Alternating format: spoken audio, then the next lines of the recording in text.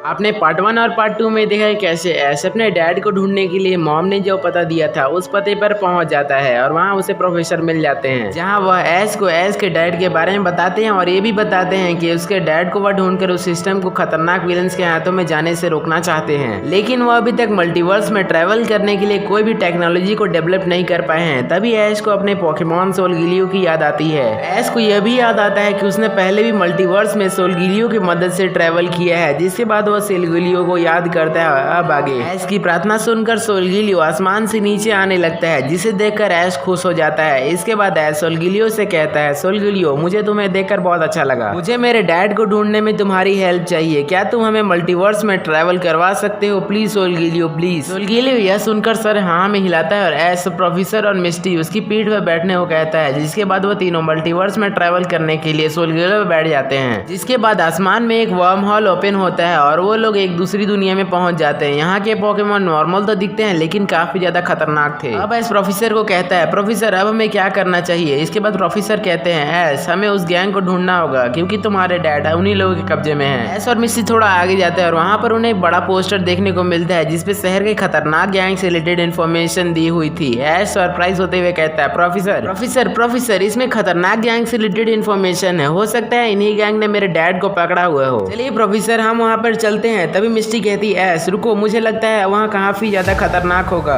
इसके बाद प्रोफेसर कहते हैं, ऐश मिस्टी ने बिल्कुल सही कहा, वे लोग काफी ज्यादा खतरनाक हो सकते हैं, इसलिए मुझे लगता है पहले हमें यहाँ के पोकेमॉन और लोगों को समझना होगा, हो सकता है इससे हमें कुछ हेल्प भी मिल जाए। तभी अचानक दूर से कुछ पहाड़ी के पास में क्रैश होता हुआ दिखता है। वे लोग बिना देरी किए वहाँ पहुँच जाते हैं। जहाँ वे लोग देखते हैं ये तो टीम रॉकेट है, ये यहाँ पता नहीं कैसे मल्टीवर्स में आ गए हैं। तभी वे कहते हैं कि बच्चे तुम यहाँ पे कैसे आ गए, मल्टीवर्स में ट्रेवल करना तुम्हारे लिए ठीक नहीं है। इसके बाद ऐश गुस्सा होते हुए कहता है कि मैं बच्चा नहीं हूँ। तभी प्रोफेसर कहते हैं, तुम यहाँ पर कैसे पहुंचे, तुम्हारे पास तो कुछ टेक्नोलॉजी भी नहीं है। जैसे कहती है, मल्टीवर्स में ट्रेवल बस तुम ही लोग कर सकते हो, मल्टीवर्स में ट्रेवल हम लोग भी कर सकते हैं क्योंकि हमारे पास टेक्नोलॉजी है मल्टीवर्स में ट्रेवल करने के लिए। तभी ऐश कहता है, ये भी तुम लोगों ने चुराया होगा। तभी जेम्स कहता है, कोई शक, हमारा काम ही है चोरी करना। अभी वे लोग अपना घिसा पीटा डायलॉग बोलने लगते हैं, जिसके बाद वो अपना पोकेमॉन को भेजते हैं जो कि होता है gyarados और किंगड्रा। उसके बाद वो लोग उस पोकेमॉन को वाटर गन का यूज करने बोलते हैं। तभी ऐश पिकाचू को ठंडा बोल्ट का यूज करने बोलता है जो कि gyarados और किंगड्रा को लग जाता है, लेकिन उन्हें ज्यादा फर्क नहीं पड़ता है। इसके बाद ऐश अपना पिकाचू का जेड मूव का यूज करता है जिससे टीम रॉकेट आसमान में उड़ जाती है।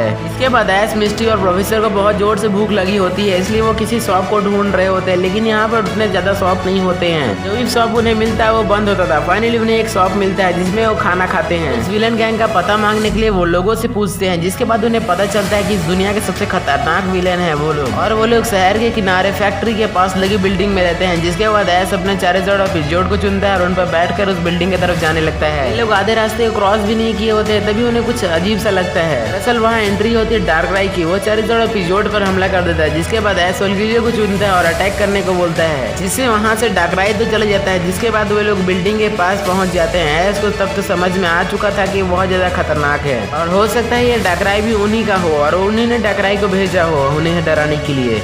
ऐश ने अभी भी हार नहीं मानी थी। वे लोग बिल्डिंग में जा ही रहे होते कि तभी उन्हें एक लड़की देखने को मिलती है जो कि उन्हें बहुत पहले से फॉलो कर रही होती है। वो ऐश को कहती है, मेरा नाम लीजा है, मैं यहीं पास में रहती हूँ, क्या तुम मेरी हेल्प कर सकते हो, मुझे इस बिल्डिंग के बारे में सब कुछ पता है, मैं उसके बारे में तुम्हें बता सकती हूँ, लेकिन इस चीज को जानने से पहले तुम्हें मेरी हेल्प करनी होगी। ऐश, मिस्टी और प्रोफेसर थोड़े हैरान जरूर होते हैं, लेकिन वे लड़की की मदद करने के लिए राजी हो जाते हैं। वे लोग उस लड़की के घर पहुंच जाते हैं, जहाँ वे लोग देखते हैं कि बेड पे कोई बीमार लेटा हुआ है। वो लड़की की मॉम होती है। वे लोग काफी गरीब होते हैं जिस कारण वे लोग मेडिसिन नहीं ले पा रहे थे और वहाँ से स्टोर भी बहुत ज्यादा दूर था जहाँ से दवाई मिल सकती थी। फिर वह लड़की मायूस होते हुए कहती है, क्या तुम मेरी मॉम के लिए दवाई ला सकते हो। ऐश थोड़ा सोचता है और फिर रेडी हो जाता है। ऐश मिस्टी को उस लड़की के मॉम के पास रुकने के लिए कहता है। प्रोफेसर को अपने साथ आने को कहता है। तभी प्रोफेसर कहते हैं, सॉरी ऐश बट अभी मुझे काम है और मुझे रिसर्च करना है, इसलिए मैं तुम्हारे साथ अभी नहीं आ सकता। इसके बाद ऐश उस शॉप में जाने लगता है, लेकिन रास्ता दूर होने के कारण वह थक जाता है। फिर वो अपने पिजोड को चुनता है और पिजोड की मदद से शॉप तक पहुंच जाता है और वहाँ से दवाई लेकर उस लड़की के पास पहुंच जाता है। इसके बाद वह मेडिसिन को उसकी मॉम को दे देता है, जिससे उन्हें आराम मिलता है और कुछ घंटों के बाद ही उन्हें होश आ जाता है। फिर वो कहती है, तुम कौन हो। फिर ऐश और मिस्टी अपने बारे में बताते हैं। इन सब बातों को सुनने के बाद वह कहती है, मुझे सब पता है, वह खतरनाक विलन गैंग जिसने तुम्हारे डैड को पकड़ा है, तुम उसी के बेटे हो। ऐश हाँ कहता है। इसके बाद उस लड़की के मॉम कहती है, तुमने मेरा ख्याल रखा और मुझे दवाई दी, इसके लिए बहुत बहुत धन्यवाद। इसके बाद ऐश कहता है, प्लीज हमें इस बिल्डिंग के बारे में जाने का रास्ता बताइए। इसके बाद उस लड़की के मॉम कहती है, इसका कोड तो बस कुछ लोगों के ही पता है और वे लोग ही इस बिल्डिंग में जा सकते हैं। इसके बाद ऐश कहता है अच्छा मिस्टी प्रोफेसर कहाँ है। इसके बाद मिस्टी कहती है वे सुबह से ही रिसर्च में व्यस्त है और वे पता नहीं किधर गए हुए हैं, ये शायद यहीं कहीं होंगे।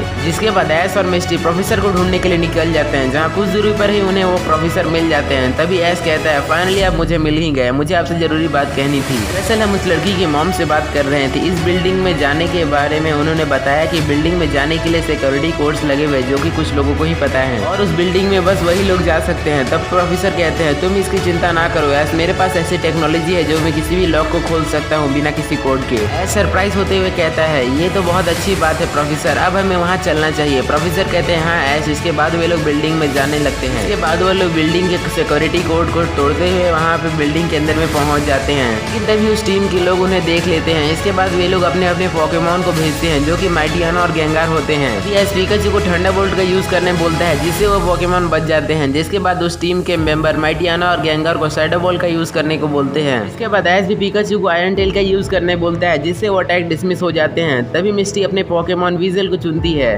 और एक्वा जेड का यूज करने बोलती है। जिसके बाद ऐश पिकाचू को थंडरबोल्ट का यूज करने बोलता है जिससे दोनों पोकेमॉन हार जाते हैं। इसके बाद प्रोफेसर उन्हें बांध देते हैं और ऐश के डैड यानी एडम के बारे में इन्फॉर्मेशन कलेक्ट करने लगते हैं। तब वे लोग बताते हैं कि एडम यानी ऐश के जो डैड है वो बिल्डिंग में है और उन्हें सबसे निचले फ्लोर में रखा गया और हमें जो चीज चाहिए टेक्नोलॉजी चाहिए थी वो लगभग सक्सेसफुल हो गया है, अब हमारा दुनिया पर राज होगा। और यह कहकर वह हंसने लगता है और कहता है अब तुम्हारा वहाँ जाकर कोई फायदा नहीं है, अब हमें जो चाहिए था वो हमें मिल चुका है। प्रोफेसर गुस्से में कहते हैं चुप रहो, ऐसा कुछ भी नहीं होगा। तभी वे लोग गैंग के लोग कहते हैं यही सच है और ये तुम्हें एक्सेप्ट करना होगा। प्रोफेसर ऐश और मिस्टी नीचे जाने लगते हैं। तभी नीचे पहुंचने पर उन्हें आवाज आती है अब हमें फाइनली हमारा जो सपना था वो कंप्लीट हो चुका है। अब हम दुनिया के सभी लेजेंडरी पोकेमॉन मिथिकल पोकेमॉन पर अपना कंट्रोल कर सकते हैं, उनसे जो चाहे वो करवा सकते हैं।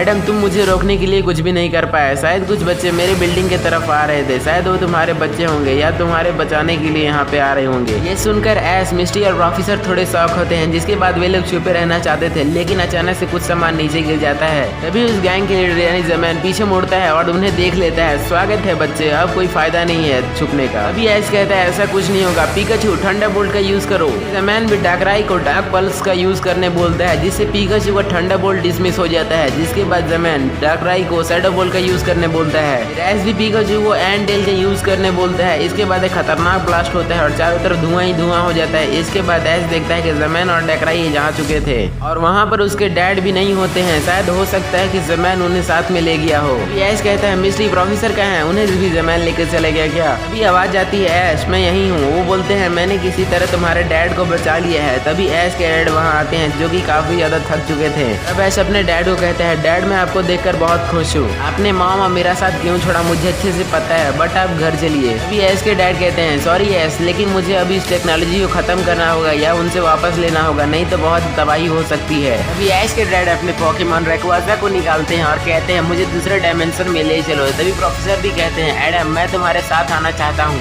इस पर एडम कहते हैं ठीक है ऐश मैं चाहता हूँ तुम भी हमारी मदद करो उस टेक्नोलॉजी को खत्म करने के लिए। हमें किसी पोकेमॉन में फायर एंड डार्क टाइप की टाइपिंग चाहिए, क्या तुम्हारे पास ऐसा कोई पोकेमॉन है। तभी ऐश अपने चार्जर को बाहर निकालता है जिसे देखकर एडम कहते हैं ये तो सिर्फ फायर टाइप का पोकेमॉन है, क्या तुम्हारे पास चार्जर के लिए कोई फेनोमेना है। तो ऐश कहता है डैड अभी तो मेरे पास ऐसा कोई फिनोमिना नहीं है। तभी एडम कहते हैं ऐश तुम इस फिनोमिना का यूज करो जो तुम्हारे चार्जर को डार्क टाइपिंग दे सकता है। इसके बाद ऐश उस फिनोमिना का यूज करता है जिसका नाम डार्क मॉन्स्टर एवोल्यूशन होता है। इससे चार्जर का साइज काफी ज्यादा बड़ा हो जाता है। तभी एडम रेक्वाजा पर उस पर अटैक करने बोलते हैं। इसके बाद एडम ऐश को कहते हैं ऐश तुम भी चार्जर को अटैक करने बोलो, इससे हमें उसकी पावर का पता चलेगा। ऐश चार्जर को फ्लेम थ्रोअर का यूज करने बोलता है जो कि काफी ज्यादा खतरनाक होता है जिससे रेक्वाजा को तगड़ा डैमेज पड़ता है। इसके बाद ऐश चार्जर को अगला अटैक कहने ही वाला था कि एडम ऐश को कहते हैं बस हो गया ऐश तुम्हारे चार्जर वाकई में बहुत ज्यादा पावरफुल है, मैं तुमसे हमारे डायमेंशन में मिलता हूँ। और यह कहकर वो चले जाते हैं। तभी ऐश भी कहता है चलो हमें भी यहाँ से चलना चाहिए। ऐश और गिलियो को चुनता है और ऐश और मिस्टी पर बैठ जाते हैं, अपने डायमेंशन में पहुंच जाते हैं। अब देखना हो क्या ऐश और उसके डैड यानी एडम मिलकर उस खतरनाक विलेन गैंग को टेक्नोलॉजी को छीन पाएंगे।